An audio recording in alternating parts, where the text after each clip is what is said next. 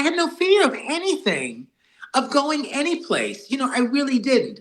And this was my life story is like I remain fearless now because of these things, of having this strength of whatever it was, that a strength that was given to me in my upbringing. This is such important for young people to hear this, when you're choosing your partner in life, how you raise your children. It's about moving the generation, moving the family forward, moving the bloodline forward, doing things that are positive and moving yourself in a forward way, not down, not backwards, but forward and upward, always. Yeah, agreed.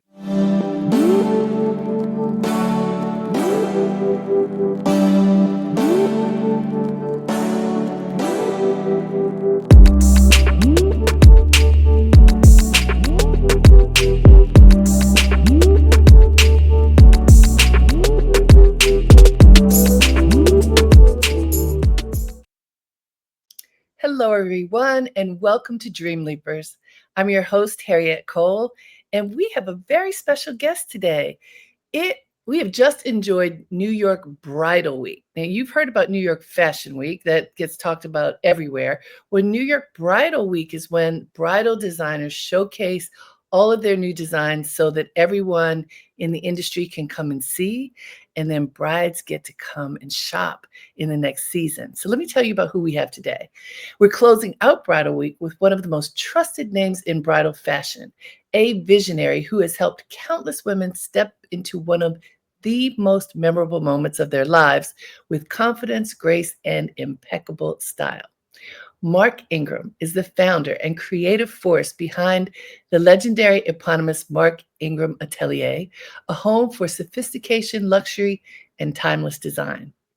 A graduate of NYU and a veteran of luxury retail, Mark began his career at unparalleled Fifth Avenue stores. You've heard of them, I bet, Bonwit Teller and, what's still here, Bergdorf Goodman, before he served as the National Bridal Sales Director at Amsala. In 2002, he opened his own atelier, where he eventually launched his own collection, Mark Ingram Bride, which is known for its effortless elegance and refined modernity. His work has been celebrated by major publications, including Vogue, Brides, Harper's Bazaar, and the New York Times. So today we're going to be speaking with Mark about the power of fashion to tell stories, the artistry behind creating a once-in-a-lifetime look, and how he built a brand that continues to inspire brides and dreamers everywhere. Please join me in welcoming the incomparable Mark Ingram. Thank you, Harriet. Thank you so much for that wonderful introduction. Well, and I was just thinking back, like, how long have we known each other? So it's Amsala. I'm going to tell you exactly. Oh, We were please. both on the Colin Cowie Everyday Lifestyle TV show at the Aquaba Mansion in Brooklyn. And I was brought on the show. It was a Southern cooking segment. I was cooking the dinner based on my mom's Charleston recipes. Oh my, I remember that. I did not Yes. recall it. That was why, but that's even better. I remember Colin Cowie, and that was so much fun. And It was. Aquaba Mansion is Monique Greenwood, who I went to Yes. college with. And Yes. at that time, I think that was when she had one Aquaba Mansion, and now there are quite a few, Yes. which, in the space of bridal, people have used for wedding ceremonies as well as for, the honeymoon locations, Yes. etc. So I love it. I'm so glad you remembered that. But Harriet, dare I say how many years it is Oh, ago? we were babies. We were babies. Okay. We were babies. I will We'll tell just you one talk. thing. I've had my own store. It'll be 25 years in January of this coming year. And That's I met you years before that. That's it. That's it. Well, aren't we lucky? We're very lucky. So what got you interested in bridal? I've been asked that question for so much of my career. It truly boils down to two things. My sister's wedding in 1994. We are very opposite siblings. I'm like my mother. I'm very creative, gregarious. I love fashion, flair, style. My sister's more like my dad, cerebral, serious, quiet, and not so much into style and fashion. She's the only girl in the family of two children. When she got engaged in 1994 and proclaimed she was not having a wedding, my parents were not having it. Not having it. She says, well, Okay, then you want a wedding? You do it. So we kicked into full gear. My mom and I kicked into full gear. The wedding was April 16th, 1994. And probably we had a little shorter lead time than normal because we didn't know we were going to have a big wedding. And it wound up being a big church wedding with a gorgeous reception at Tavern on the Green, full Wow. wedding gown, bridesmaid, the whole thing, best men, ushers. And I'd been in the fashion industry for about 14 years at that point anyway, not in bridal, but I was just coming out of Bonwitz and Bergdorf Goodman history and had spent a few years in wholesale, but not in bridal, in sportswear, basically. And so with this wedding, I was working in the garment center. I had access to so many things at my fingertips. My sister just gave me carte blanche. So from the dress, from the head to the toe, I styled her with her wedding dress. I made her veil. I hand beaded her shoes. With my mother, we worked on every detail of this wedding, from the dinner, the silverware, the tabletop, the flowers, the music, the venue, and I just loved it. I had no idea about anything in the industry before that because we'd had weddings in my family, but I was never a part of it that close to it. Nor had we had weddings sort of that level. And so when it all was said and done, I said, wow, this is kind of a cool industry. Because until you're in it or have a wedding in your family, you don't know about it. That's true. You don't know how big the industry is. It's $1 billion industry. So that got my start. I've got my foot wet, my toe wet, loved it. And then like a year and a half later, a dear friend of mine who worked at Amsala said I should apply for a job there because she was looking for a director of sales. And I got the position. It took 6 months of interviewing, but I got the job because I had no bridal experience except for the wedding. And I got the job, and the rest is history. That is such a good story. That also, thank goodness your sister was okay with you coming in, She's still okay with it. I still dress doing her. everything. That's amazing. So what were you doing in fashion as you were working at Bonwit and Bergdorf? What was your role? At Bonwit Teller, I will tell you, I was probably one of the first assistant buyers they'd hired in a training program. I think I was the second class. I was started there in June of 1980, an executive training program to be a merchant, to be a buyer or something in the store. Coming fresh out of NYU, I studied business at NYU. I wanted to go to FIT. My parents dissuaded me at that time. It was only a 2-year school. It wasn't accredited. It was associate degree only. My parents said, as a Black man coming up in this world, you better get your butt in education. Right. And because education was firmly established in my family, from my parents, grandparents, great-grandparents, I had to go to a 4-year college. I went to NYU, thrived there. I loved it.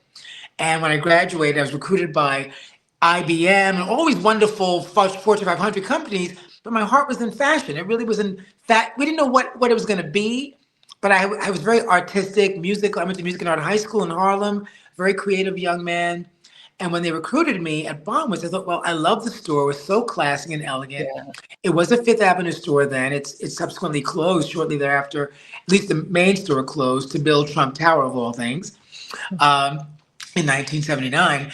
But I began there as an assistant buyer. And then I left 2 years later and went to Bergdorf Goodman as probably one of the first merchandising executives in that store's history in 1982 in the couture department of better apparel with vendors like Chanel, Givenchy, Saint Laurent. It was an amazing experience for this young person to experience that. So I didn't know any of this. This is outstanding and sort of defying a lot of the barriers that we at least think exist. And not only do we think they exist, they do exist. They do exist, in business and in fashion for a young Black man to have this opportunity. Really for anybody. We're going to start with anybody because these are very exclusive stores. Bonwit Teller was a very exclusive store, and Bergdorf, as we know, was and is the pinnacle. And for you early on to be selling Chanel? I wasn't selling it. I was buying it. You were buying it. Yeah, I was an associate buyer. Even more. Yes, I wasn't selling it. No, I was in the executive offices. You're buying it. So I was the assistant buyer to Chanel and associate buyer for coats and suits. Yeah, I was at Bergdorf Goodman's in the buying office on the 4th floor, better apparel division, under a wonderful woman named Mrs. Coombe. Dawn Mello was our fashion director. Iman Neimark was our president. And then Dawn Mello subsequently became the president. And I was there for the building of the escalators. That's how old I was. How old this story is. There were no escalators when I joined Bergdorf Goodman. Is not the store that we know it is today. It was beautiful, but it wasn't as meticulously styled like it is today. And just for a moment, because she was legendary, Dawn Mello Don certainly Mello. had such an incredible impact on the fashion industry. Can Yes, you she tell us did. a little bit about her? She was formidable. She first as fashion director, first of all, she was so stately. She was so tall, elegant, quiet. I think on the shy side, which was perceived as being a very aloof and standoffish. I, of course, didn't get to really know her, interface with her directly as much as I'd like to. Of course, being a black man in the store, in executive offices, she knew who I was, Right. obviously, and was always very kind and courteous to me. They did in those days walks around the floor. So she and Ira Neimark would walk the floor every day to make sure that everything was meticulous. Different time in retailing. Our Yeah. buying office was on the floor where we actually sold the merchandise, bought and sold. We had beautiful old ladies who were selling these dresses, who'd been with the store for 20 and 30 and 40 years, who had an incredible book, who knew their customers. We went buying on buying trips. We actually were buying for specific customers sometimes because we had a built-in clientele. So Mhm. Mrs. So and so was a 2, Mrs. So and so was a 12. When you went to market to Givenchy or whatever in those days, you were thinking about who you were buying for in those because you had a guaranteed sale. It was incredible. We And were not as you computerized either. We used to count stubs at night. so you're going to Europe to buy, is that right? No, I was an American counterpart. I didn't You go to were Europe. okay. My boss went to Europe. I Okay. did the domestic market at Seventh Avenue. Got it. Yeah, So I mean, this is just an amazing story. I didn't know this story about you, but just being on the inside at that level at Bergdorf, you get yeah, to interface with some of the wealthiest people in yes, the world. and the world. And there's an intimacy about working with people as it relates to what they're wearing and you being able to have the vision to buy for them.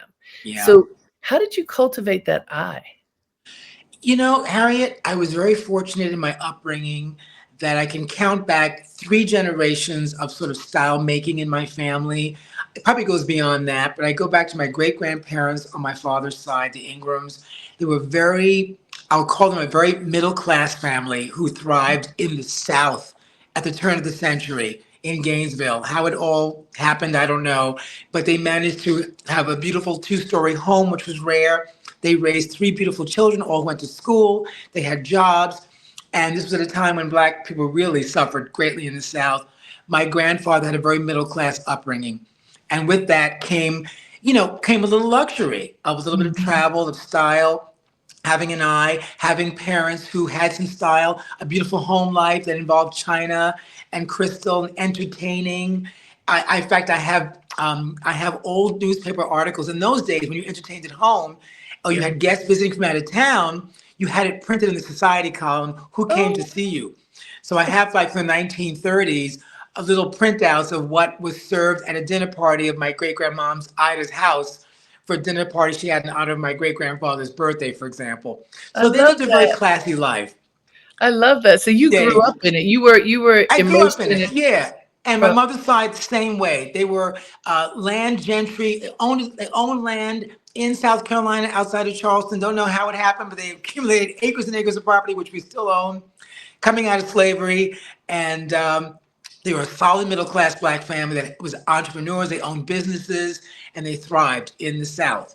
And so I had no reason not to fail. I had upbringing from both sides of parents pushing me and my sister and grandparents and great grandparents to push you, upwards and in the right direction. So I was very, very fortunate.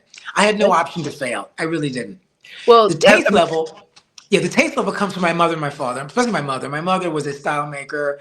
Beautiful. I grew up in a beautiful home with beautiful art in my home, beautiful clothes, her lovely friends. She was a lovely person, very elegant, sophisticated, educated. Both my parents were. So I was exposed to that at an early age. So I had the love of it, and glommed onto it. I soaked it in because I loved it so much. that's something. I mean, there's so many elements in that. I know that like my the mantra that I remember from my father is excellence is the only option. That's it. And so, that's how you had to live at all times. That's And right. like you, Present my parents, yourself. Yes, you I mean, carry yourself in a certain way. You're representing your family, you're representing your community, you're and representing your race at you're that time. representing your race. Your Absolutely. race, yes. And that meant something and means something, even Yeah. though I don't know that people say it as much as they used to, but it certainly does mean, you have to be upstanding. You need to know that you are bigger than yourself, that Yes, it's you're true. part of this community that matters, and we have to make sure it matters. Hey Yeah. guys, this is Dreamleapers with Harriette Cole. We are talking to Mark Ingram. We are going down memory lane, getting a history lesson right now, and I love this so much. So, Mark, Thank you. in your atelier, there are these Yes. wonderful photos of your family, and you have Yes. talked to me about them before, but now hearing all that you're saying, it just brings them to life even more. Clearly, family was pivotal to you. That was the Huge. foundation of who you are today. You bring your family right into your business. Talk about that. Yes.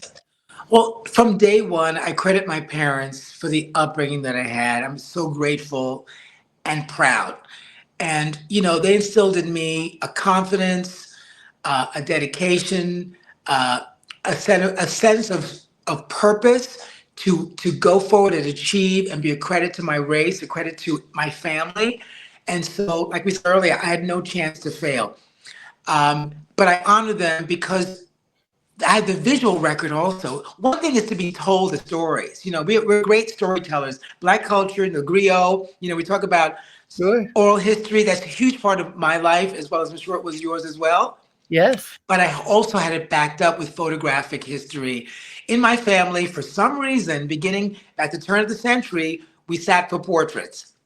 We took formal portraits. People had cameras, people had cars in my family. So we were able to be very mobile. My family was driving around the 1920s and 30s around the USA, probably looking at that green book as to where they could stay, taking photographs. My grandparents in New York City were super stylish. They'd come from the South, from Florida and Georgia and Charleston to New York City in the 20s, in the teens, the 20s, and the 30s. So style and how you present yourself was everything. Because if you were treated less than by the general public, at least you presented yourself as with certain pride. That demanded respect.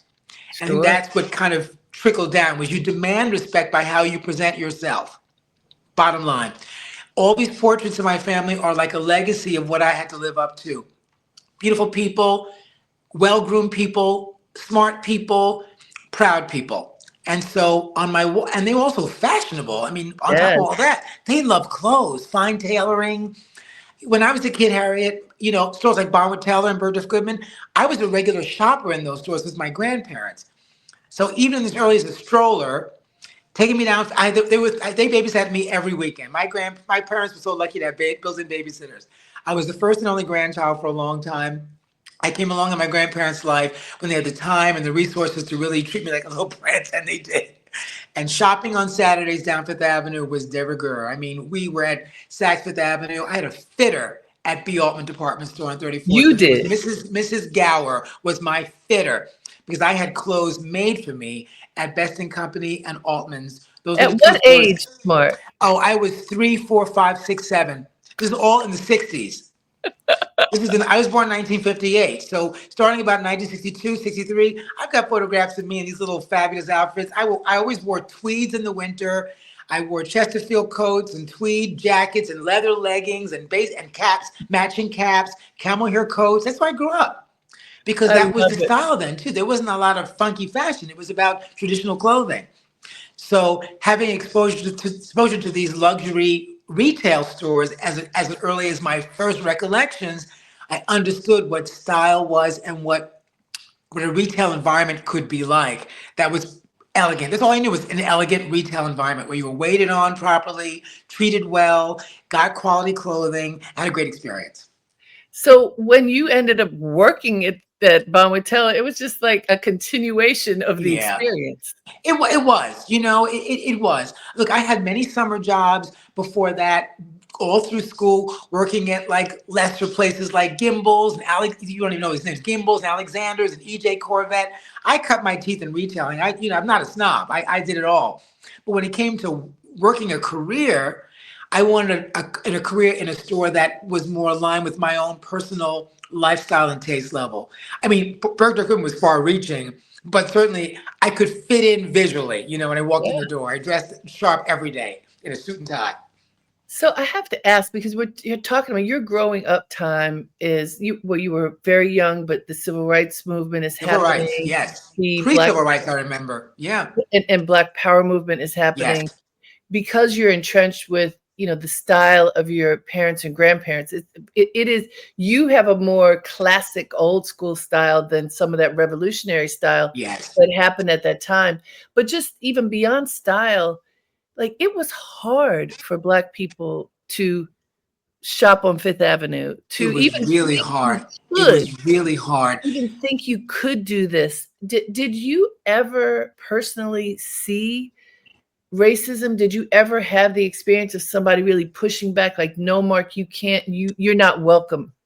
It would be more as the years after that. But in the beginning, I think it was all about how you presented yourself. Mhm. People are not afraid of you if you're like them. Bottom line. And it comes down to economics. If you got money to spend and you behave yourself in a store like Bergdorf Goodman, they want your dollars, baby. So we'd be the only Black family shopping there. My grandmother, my grandfather, myself. But it didn't matter because they held themselves so beautifully. They had the money to spend. They knew quality. So it was a natural. So I never grew up with like a fear of not belonging because I was always told that I did belong. I was told I belonged. And no one treated me differently. So yeah, there were always subtle things that happen in your life. I recall a story recently. It's a little tragic, but I grew up in a very integrated neighborhood in the Northeast Bronx. And I remember that certain friends of mine who went to the sort of Miami or Florida for the Christmas break. Sure. I'm talking about the 1960s now. I'd get postcards from my friend Marco. Hi, I'm having a great time at the Hotel Algiers, on Miami Beach. Wish you were here, kind of thing. We're like, 7, 8, 9 years old. And I never really asked my mother anything, but I realized now, being a resident of Florida, Miami Beach, right now, because I did it purposely, I wasn't even allowed to be on Miami Beach past sundown in 1965. Yeah. How could I have even dreamed of going there on a vacation in those days? We were not welcome, not Right. wanted. My parents shielded me from all of that. I had no So that idea. We was just did our thing. so your way of, you didn't know because they didn't show it to you. They didn't show it to me. And I probably being from learned more New in York, I being probably from learned New more on York, yeah. TV about it than I did, what was happening in the world than I did in my reality because my parents created a beautiful nest for us, of my sister and I to grow up in. Very lucky. It's so interesting. I'll share a short story with you. So I'm from Baltimore. Yes. Very similar kind of upbringing with my parents, not so much my grandparents, but my father was a judge and my mother Yes. a kindergarten teacher. And there was a very large Black middle class in Baltimore, Yes. as I was growing up, and all the clubs and the parties and the black tie and Yes. all of that. But when I was, I don't, whatever age I was very young, 7 or 8, when Martin Luther King, no, even younger, when Martin Luther King was murdered. Yes. And 68. Never right. forget it. And my father had just become a judge. And my father was a tall, dark-skinned man. And my grandmother, my mother's mother, was a tiny, white-skinned woman. Yes. And they were both out at work. My grandmother was a domestic worker. My father was a judge, but he was on the criminal court. And so Wow. That's impressive. and so it was. And he became a judge in the early 60s. And I as a little girl heard that this had occurred. And I remember pacing the floor until both of them got to our house, because I thought in my little girl's brain at 7, I guess, that my father was going to be killed because he put Black people in jail and people were mad Dr. King got killed. Yeah. Like, he's not safe. I Right. thought my grandmother was going to get killed because she looked like a white woman and she was coming through these white neighborhoods into Black neighborhoods to our neighborhood. And people might look at her and be mad because Martin Luther King had been Yeah. killed. Remember, this is Yeah. a little girl's brain. Crazy. But The I fear. remember it was my first time having any sense of racism and any sense of fear around race because, like you, my Yeah. parents had shielded us. My father was a judge. He knew what it was like, so he just Yeah. didn't show us anything. We Yes. couldn't go to any of the places that were possibly unsafe. Right. And that took the mask off in a way, that Yes. Dr. King was assassinated, changed everything. Everything changed everything. And America was so angry then too. We were angry starting from 60, well, always angry, but and for rightful cause to be, but we were really riled up by the late 60s and 70s with the Black Power movement, the Black Panthers. A lot was going on. The looting, I remember some of the riots in Harlem, Yeah. during the blackout of 65. It was some bad times in the Northeast, especially Detroit, Chicago, New York, Philadelphia. These cities really suffered, set the Black community back, generations, really. Yeah. Yeah. But Yeah. at the Yeah. same time that happened, there was thriving. And what you're Yes. describing is thriving and also a level of comfort that you had that allowed you to just navigate wherever you wanted, to be where you wanted, and to believe Believe. that you could do whatever you wanted, which is Yes. that belief is something that I think at least our generation, the parents made you believe you could do anything. Yes. Yes. I think even today, I have a daughter who's 21 and Yes. Beautiful daughter. she's in her last year of college, and I believe she thinks she can do anything. Yes. And in both instances, very different generations, even though there's that belief, all this other stuff is going on. Right. Right. Which is pretty amazing. It's It's not pretty it's not like, amazing. oh, Yes, you could. it's easy. I'm thinking back to a specific time in 1968, for example. My mother's best friend, Hazel Layton, was the assistant to a very important man named Fred Friendly. If you look at that, there was a show on Broadway. Was it Good Luck and Good Night? Good Night and Good Luck with George Clooney. It's Yeah. all about Edward R. Murrow and Fred Yes. Friendly. Hazel was the assistant to both of them at CBS in those days. Hazel was a Black woman, by the way. Okay. And they named Hurricane Hazel after her. That was the first major hurricane in 1954 that they named. She's named for them. But anyway, she's like my godmother. She moved to the Ford Foundation in the 60s working for Fred Friendly. And that building was a very formidable, gorgeous building on 42nd and First Avenue by the UN. And I would periodically, if I was going downtown as a 10-year-old boy, which you could do in those days on the subway, if New York was safe, I would, be all dressed up and stop by the Ford, walk in the Ford Foundation building and go visit Hazel at her office, at her Fred Friendly office. And, I had no fear of anything, of going any place. I really didn't. And this was my life story is like, I remain fearless now because of these things, of having this strength of whatever it was, that a strength that was given to me in my upbringing. This is such important for young people to hear this, when you're choosing your partner in life, how you raise your children. It's about moving the generation, moving the family forward, moving the bloodline forward, doing things that are positive and moving yourself in a forward way, not down, not backwards, but forward and upward, always. Yeah, agreed. And my grandmother used to always say, keep good company. Yes. Who are you surrounding yourself with? Who's part of your world? As it relates to you and business, the pivot when you got to Bridal was Amsala, Yes. right? That was Yes. So Amsala, for those who don't know, is this amazing Ethiopian, right? Ethiopian woman who had a vision for a Yes. business. And to my knowledge, she's the first Black woman to have an atelier on Madison Avenue. Yes. Isn't that right? Well, I'm going to say something. Remember, there was Anne Lowe who designed Jackie Kennedy. Bouvier Kennedy's dress, supposedly had a business on either Park Avenue or Madison Avenue way back in the 30s or 40s or 50s.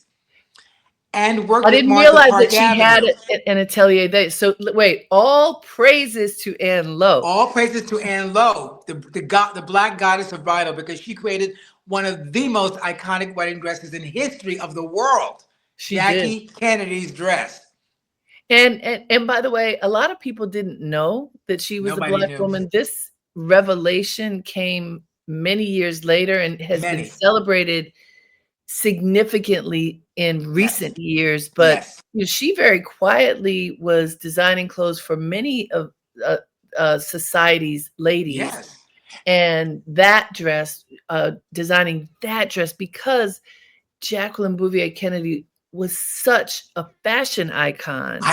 My mother emulated her in the 50s and I the mean, 60s. so that she would hire Ann Lowe to make her dress meant a lot. It's not like every first lady you care, but you certainly cared about About her, that family. The that Kennedys were a very family. powerful family. We're talking about the 50s now, before he became president, but they were a very important Exactly. political family. Yeah. Exactly. Hey guys, this is Dreamleapers with Harriette Cole. We are here talking with Mark Ingram of Mark Ingram Atelier. He is a bridal designer with a bridal shop that carries his clothes as well as many others. And Yes. yes, he's on Madison Avenue in New York City, which I just love being able to say that. Thank Um, you. so Mark, But to digress from Sala, yes, she is the first modern Black designer female to have an atelier on Madison Avenue for bridal. And believe me, that was not lost on me working for her to oh, cut this my was teeth in huge. bridal with her. This was huge. So I wrote a book that I'm remaking right now, Jumping the Broom, the Jumping the African broom. American Wedding Planner.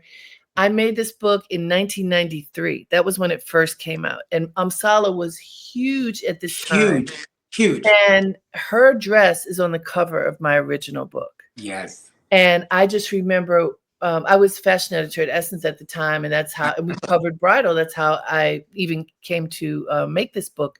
And I remember going to her atelier and being so proud that this amazing, beautiful African woman uh, was in the game In the as a game. designer. The fact that she was a woman, the fact that she was African, that she was Black, those things were facts, but Yes. she was a stellar designer, and Stella. tragically, she passed away, but Yes. what is brilliant too, because I've talked to her husband about this, when she learned that she was ill, she had a strategy. She set that business up so that it would continue, and it is Yes. thriving today. That is so rare. Thriving. That is so Thriving. rare, and I'm happy to know that it's true. Yes. Harriet, I sat next to her every day for 4 years. Hmm. Every day. And boy, did I learn so much about running a business, about design. I was in sales, not design, but our office, we sat literally next to each other, like chair by chair to chair. And, I learned so much from her and her husband, Neil. It was an incredible experience for me. So proud to work for them. And she was at the top of her game. I must tell you that in those years, I would go out to do a selling event, and the numbers of dresses we sold. I mean, she was a household bridal name Yes. in the 90s. Household bridal name in the 90s.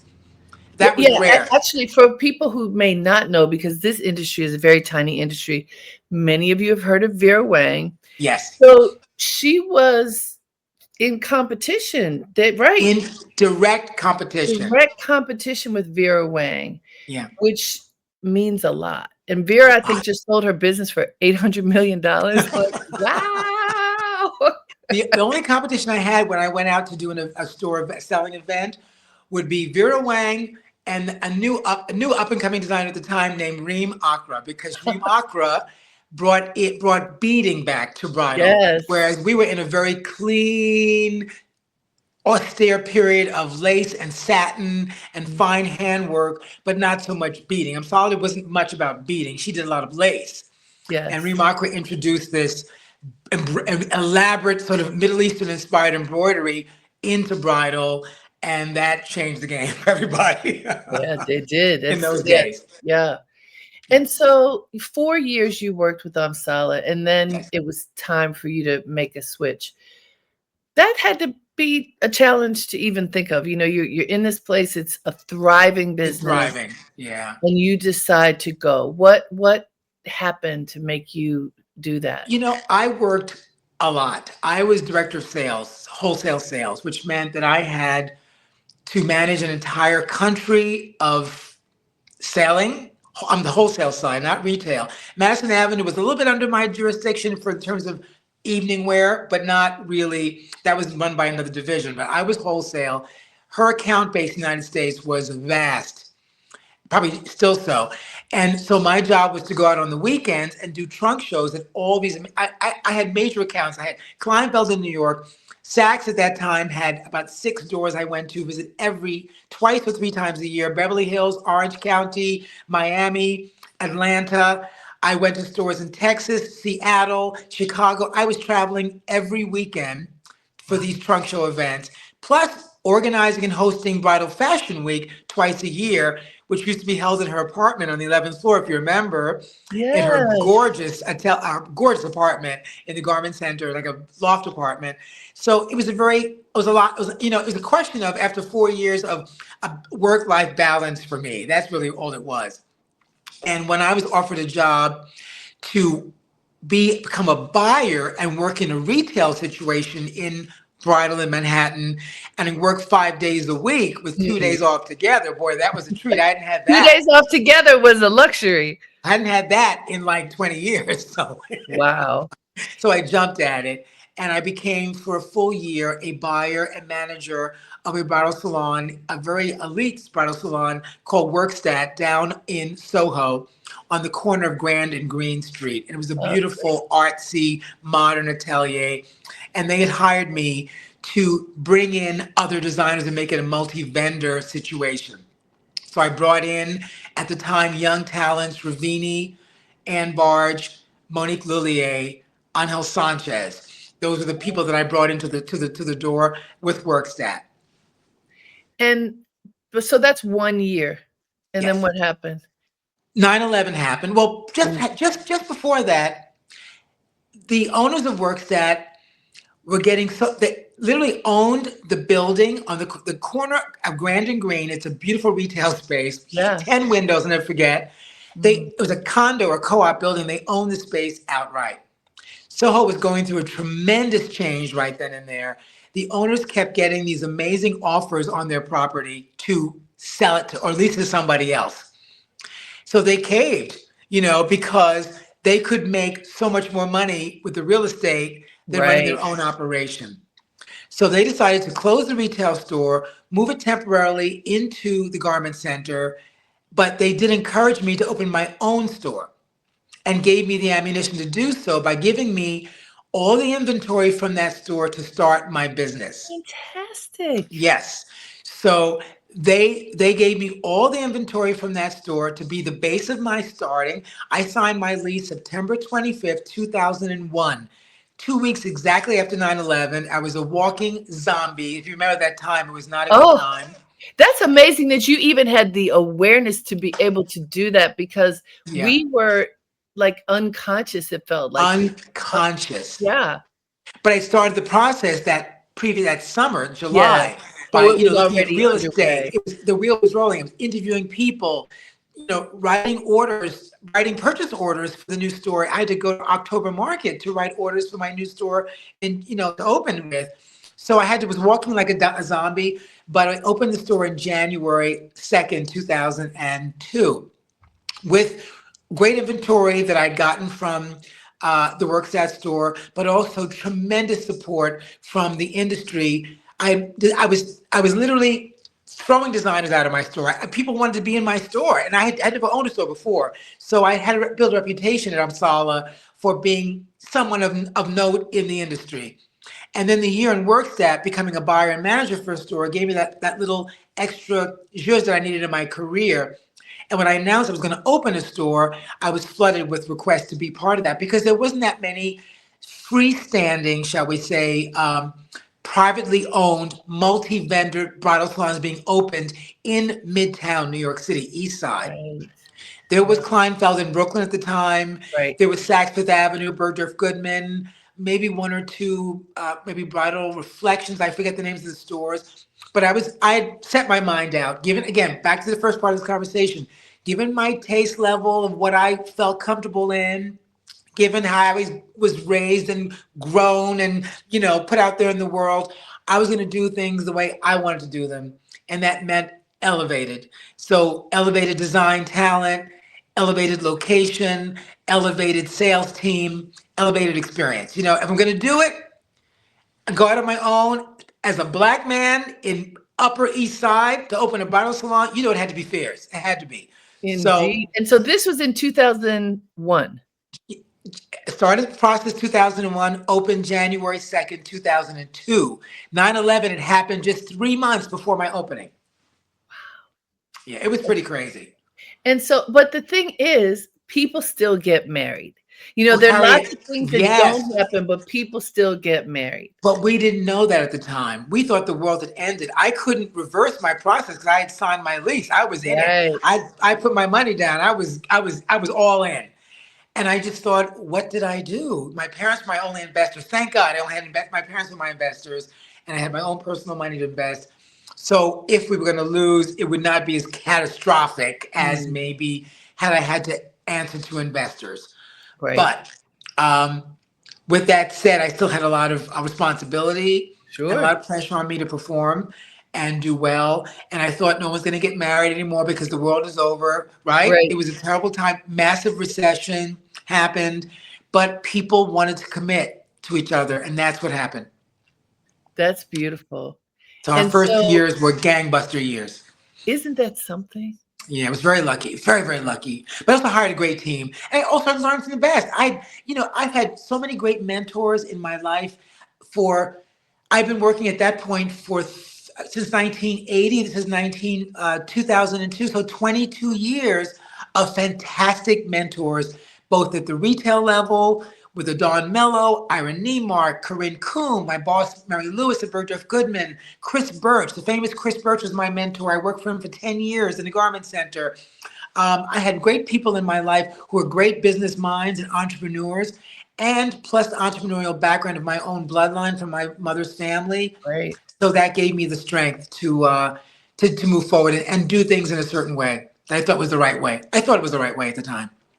And so, what would you say are some of the early highlights when you opened your atelier? You know, you've got this amazing start, but also, like we keep talking about, there's this wonderful stuff happening, but 9/11 just happened. And Yeah, honestly, some businesses never recovered, they didn't even recover. now to No. this day. So Like you are COVID. It was just as bad effect as like COVID had on the world too. exactly, Yeah. exactly.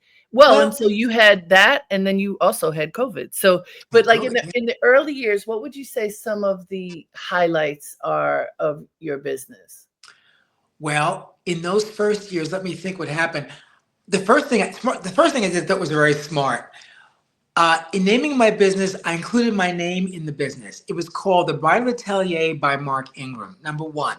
So it identified me as a person in the industry. This is my marketing background at NYU, so I knew a little bit about business.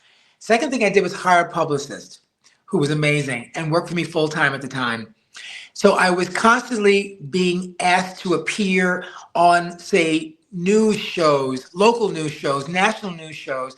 I was a regular on E and Entertainment Network and Extra and all these shows to report on bridal trends. I also began to use my own image in my advertising because I was a multi-vendor store. I Mm, could not just, I would often sometimes, use pictures of designers' dresses to represent my store, but mostly I had a portrait taken, again, back to the portraits now, of myself by several beautiful photographers, like Christian Oss, for example, did my amazing portrait, my first portraits. And I used my image in my ads in magazines like Martha Stewart, Town and Country, Brides Magazine. These were national magazines. So even though I was right, a local retailer, I presented myself on a national level, and then actually international level because everybody read those magazines in those times. Those are the days of print magazines. right. So Town and Country, In Style The heyday magazine, of print magazines. heyday Yeah. of print, because you were in it. Yes. Yes. And so you, and I love that you use your business training to help set up your business and make Yeah. you known because it's hard to be known in Yes. this world. And for you to put yourself out there too is a credit to you being confident that it will be okay to put yourself out there. You know, some people do the opposite. You're never going to know who I am. And Right. then you don't know that I'm a black man. but you did it the other way. Here I am, here's who I am, and here's what I'm doing. Yes. And it paid off. It paid off for you, which is fantastic. But you mentioned COVID, and that Yes. of course is many years later. But I'm curious because when we have these dips and fall, well, let me give a little context because we had 9/11, we have 2008, Oh we my had God. I mean, we have Yep. these dips. So wait, because we Huge only have a dips. few minutes left, let me just remind folks, this is Dreamleapers with Harriette Cole. We could talk for hours to Mark Ingram. We are talking to Mark Ingram of Mark Ingram Couture, really about how he's built this beautiful bridal business. So Mark, we don't have much time left, but I want you to talk about those dips and falls, like 2008, COVID. I'm sure there were others in between, but when the economy kind of goes Kind of like goes up this, and down. Yeah. what Every time a new happens to a president bridal comes into the business? White House, Harriet, every time there's a new regime in the White House, business changes, Right, People get nervous. I was very, I'd say my strategy was to appeal to an upper echelon clientele who was less impervious to these dips in the economy or crises because they continue to celebrate the joining of two families. America is one, as I know, as become a designer now, I realize because I do sell internationally, but United States, I'd say Latin America, small pockets of Europe, the Middle East, and Asia do celebrate weddings, but a lot of the world does not celebrate weddings like we used to any longer. huh, So I cater to those pockets who celebrate weddings in a major way. And that means obviously having bigger budgets and spending on flowers, music, design, location, venue, dress. I position myself to be the upper ends of bridal. Again, that's all I knew coming out of Amsala, right. competing against Vera Wang and Rimakra and Monique Lullier, competing with these vendors at a time when I was in wholesale. That's all I knew. It's all I knew how to be in. It's all I knew how to buy for. I was also a buyer. Remember that I was buying merchandise for my store before I was Right. designing it. And so my taste level sort of predicated where I needed to be in the market. It was no brainer for me. Those And people can withstand a little more, right. fortunately, unfortunately, can withstand a little more of the dips in the economy. Hmm. Business always changes. It was not so strong during those periods, but I Right. could sustain. And so let's talk about who's getting married because as over time, it has changed. It's changed. My research shows that people are more mature now. They're getting married older, Yes. having way left home and establishing their own lives and careers and bank accounts. Yes. Are you finding that? Oh, yes. I think my average age has been for many years 29, 30 for a bride, 31. Okay. They are often established in their career, finished with their education, oftentimes still in medical school or law school. They're, passing bars at that time of their wedding. They are doing residencies, they're studying for certain exams. A lot of they're all professional women, whether they're architects, whether in fashion, design, architecture, law, education, politics. I've been very fortunate to have a combination of brides, a cacophony of brides who are very well, say, educated, Right. because they've had privileged lives, a lot of them, or some of them are self-made as well. Because these weddings we're talking about are big budget weddings, not just for the dress. I mean, I'm the least of their worries, in terms of the What do budget for the you wedding. what does an average wedding that you're part of cost these days, do you think? Harry, when I first started, the dress was supposed to be 10% of the bridal budget. So you do the math. My average retail in my store is $8,000 to $12,000 on a daily basis. We go a little below, and we definitely go higher than that. But if $10,000 is the average, that's $100,000 right there. But I believe that doesn't scratch the surface of what these weddings are. I Right, think right. that's A hundred probably more thousand dollar wedding today is like a budget, is a budget wedding. budget for flowers. Seriously, it's crazy in my realm. I think the weddings that I do start at $500,000 to $1 million. I think that's kind of my bride. That's I got to that's tell you, that's yeah, it's scary to that's say. That's amazing. it. Just to think about, as we think about the economy and what people are experiencing, and there's there's quite a breadth in terms of who is in this space. But so what's the future for Mark Ingram? What are you doing now? Well, I've been designing my own under my own label. It'll be, well, 8 years for my store, 5 years as a wholesale brand to many stores. I'm in about 17 stores in the United States. I'm Great. in 6 stores in Italy, one store in Qatar. I'm so excited about. I'm in Japan in about 6 stores and about 3 or 4 doors in Korea. So the business has grown tremendously. So there's hopefully more growth in that area for me. I love my design work. I'm a senior citizen officially and have been for several years I love it. since we And talked about when I got my start, back in the 60s on Fifth Avenue, being a toddler. Um, so I think as long as I can have my health and my mind, I can continue to do these things for the rest of my love life. it. My atelier runs on its own. I've got the best team.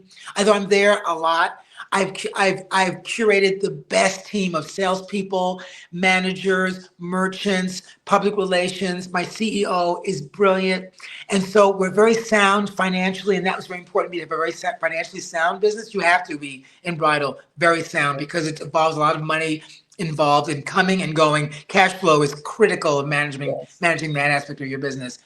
My business is very sound, thank God. And so I can probably continue for a very, very long time. Um, I have a home in Miami that I love, so I get to go. I live in Riverdale in the Bronx, and I live in Miami. I go back and forth. I've got a wonderful partner who has a home in the Hamptons, so we get to go out there and do that. And You have a life great is life. good. Life is good, Harriet.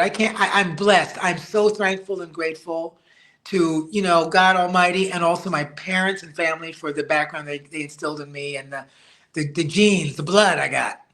Well, thank you so much for sharing your story with us. It's been Thank you, Harriet. inspiring to talk to you. Thank you, Mark Thank you. Ingram. What a pleasure. Thank you, Harriet. Good luck on your book. I'm so excited for you. Thank you. Okay, Thank all the you. best.